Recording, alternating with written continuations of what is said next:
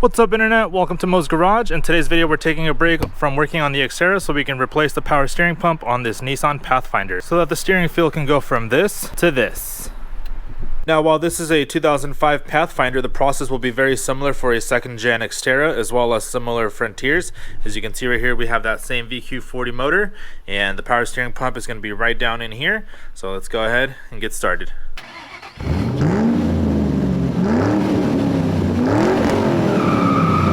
Alright everyone, so to access the power steering pump that's right down here, we're going to have to remove a couple things. We're going to have to remove this cover up here, which is held by two 10mm screws. Then once we remove that, there'll be two 10mm screws down here, which we'll also have to remove, as well as some hose clamps in order to remove the air intake. And then we'll also go ahead and remove the battery so we can have better access to the power steering pump.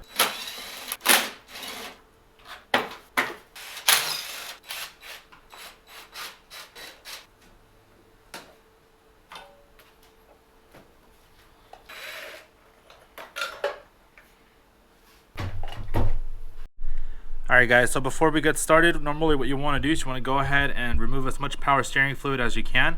But as you can see right here, this thing is empty. So we're going to go ahead and skip that step and then we'll fill it up afterwards. Alright guys, so now with everything removed, we can go ahead and take a look. And you can see right here, this is our power steering pump. And you can see right here, we have this wire. So I'm going to go ahead and remove this just so we don't accidentally snag it. Go ahead and stick this guy up here somewhere. Alright, and then I think I'm also going to go ahead and remove this power steering hose. I don't think it's required, but I'm going to do it just so you guys can see what I'm doing a little bit better. Alright, so here we have the coolant hose removed. The first thing we're going to do is we're going to go ahead and remove this bolt with the pulley, and we're going to do that with the Serpentine Belt on, using a 19mm socket on a breaker bar. Alright guys, so even though the Serpentine Belt is holding the pulley, it's still spinning. So I'm going to go ahead and stick a screwdriver to kind of keep it in place while I break loose the nut.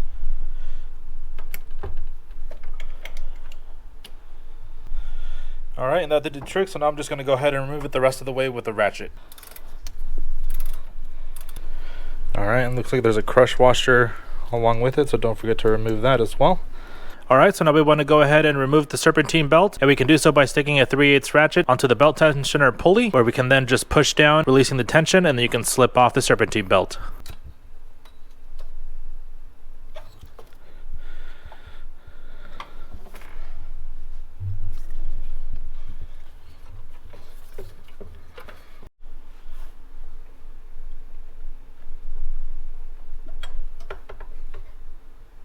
Alright everyone, so with the pulley removed, we only have a few more bolts to remove. So this guy here, this is the high pressure line for the power steering pump. So we're going to go ahead and remove this bolt. This is a 24mm bolt. Then over here we have this small little bracket which has three 12mm bolts. There's one here, one right here, and then one right underneath, which we can't really see right now. Then last but not least, we have this guy here, which is a 14mm bolt, and this is the one that's actually holding the power steering pump to the block. So we'll go ahead and remove that. But first, let's go ahead and get started with that 24mm bolt.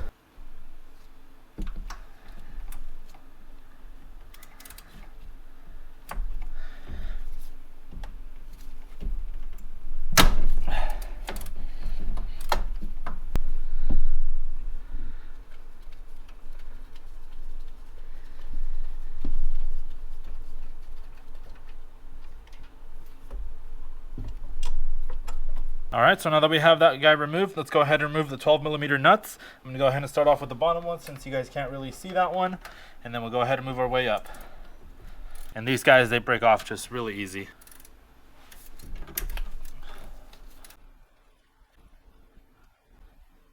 Alright, and these guys come with washers, so be sure to pull them off with the screws.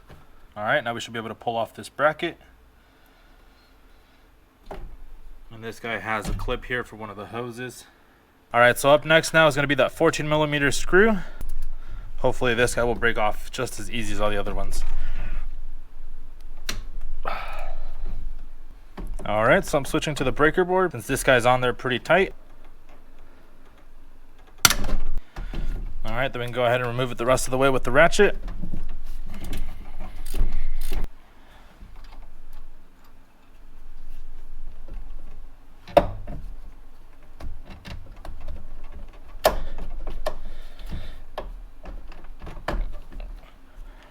Alright guys, so at this point we still have two more things to remove. There is a power steering hose back there somewhere that we need to remove, as well as a wiring harness. So I'm going to go ahead and pry this guy out of its slot and then see how we can best access those last two items.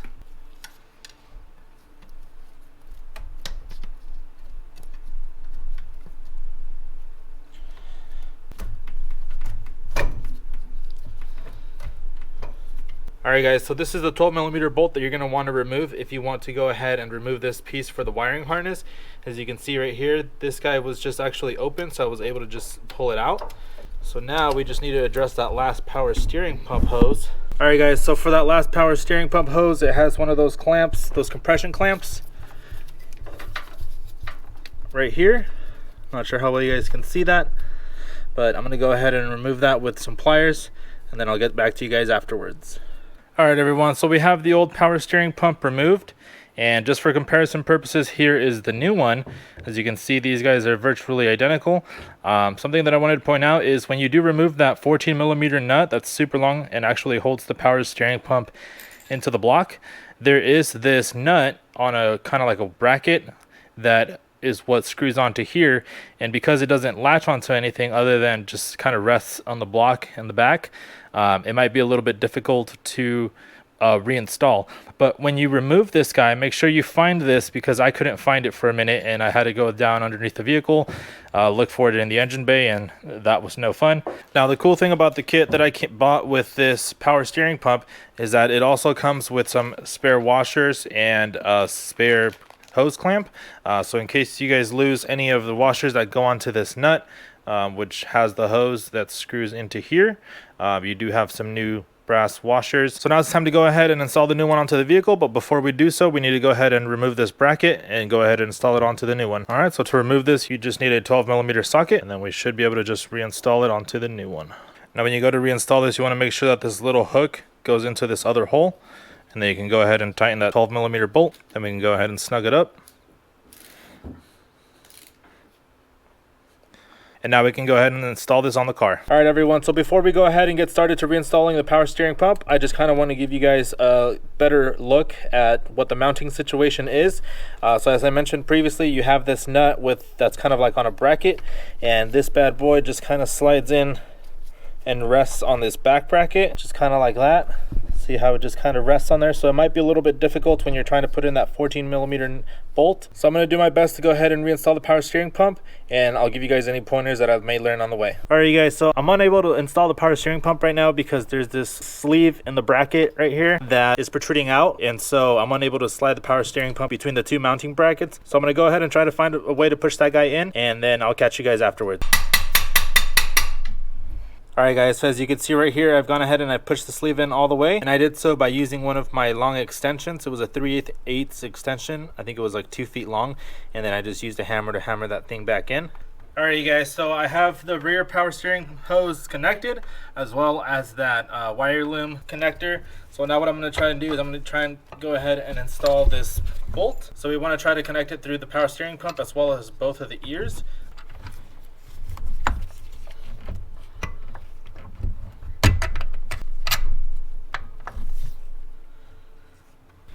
Alright, and now what we want to do is we want to see if we can fish this guy through the back. Now it's a tight squeeze, but it's very doable.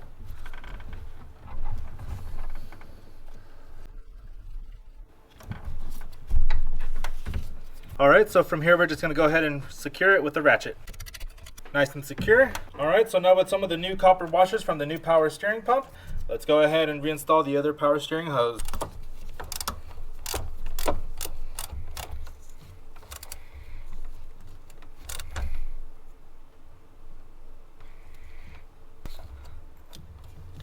Alright, so now it's time to go ahead and reinstall this little bracket.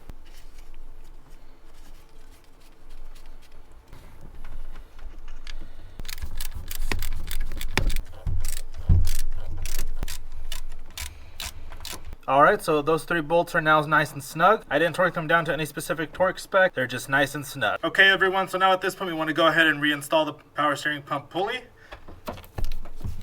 So let's go ahead and remove this cover. Reinstall the pulley.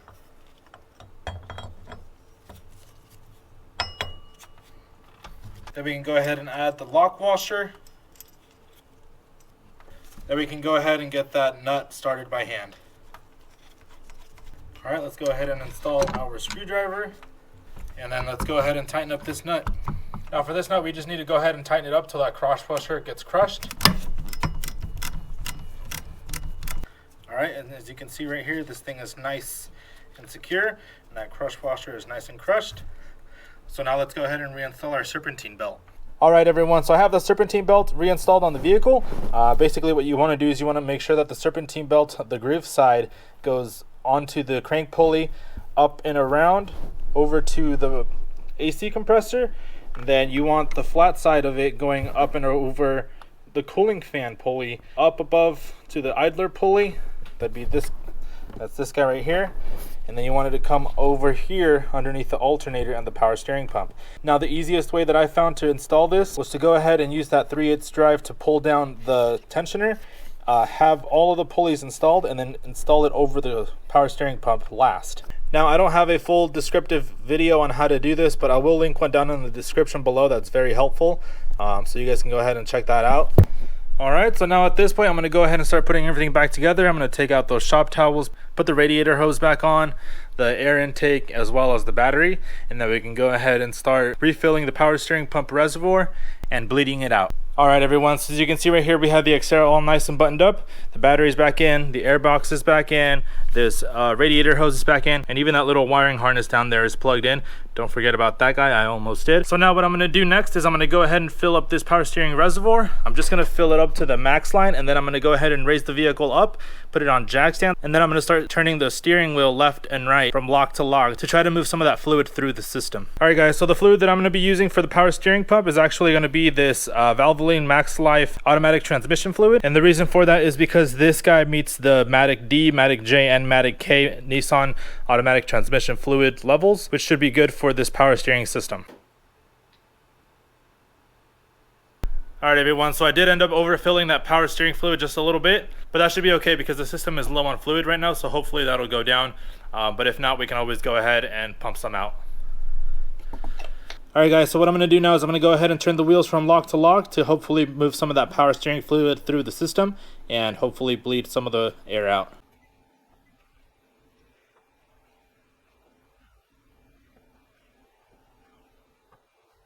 All right, guys, so after turning the wheel a few minutes, you can see right here that the power steering level has gone down. I'm not sure how well you guys can see it on the reservoir, but it's just above the max line and the max hot. So now what I'm gonna do is I'm just gonna go ahead and check for any leaks, and then we'll go ahead and start the car for about 5 seconds and shutting it off, double checking again for no leaks, as well as the power steering level, and then we'll go ahead and top it off as needed.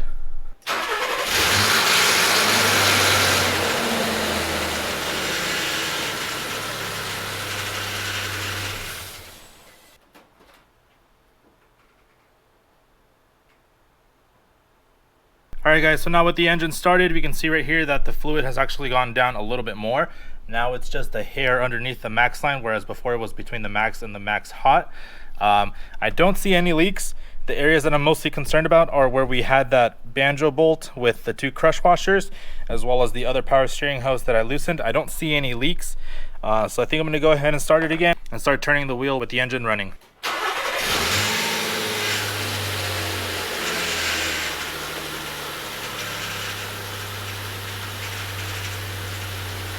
All right, everyone, so once again, I've started the vehicle and there doesn't appear to be any leaks. So now it's time to go ahead and get this vehicle back on the ground and see how well it does under its own weight. All right, everyone, so we have the Pathfinder down on its own weight again. I do want to point out that when I had the Pathfinder under its own weight, I did turn the steering wheel from lock to lock for about 10-15 minutes and periodically checked the power steering fluid. The power steering pump was making a lot of whining noise and the power steering fluid was going down, but now it seems to be at a good level.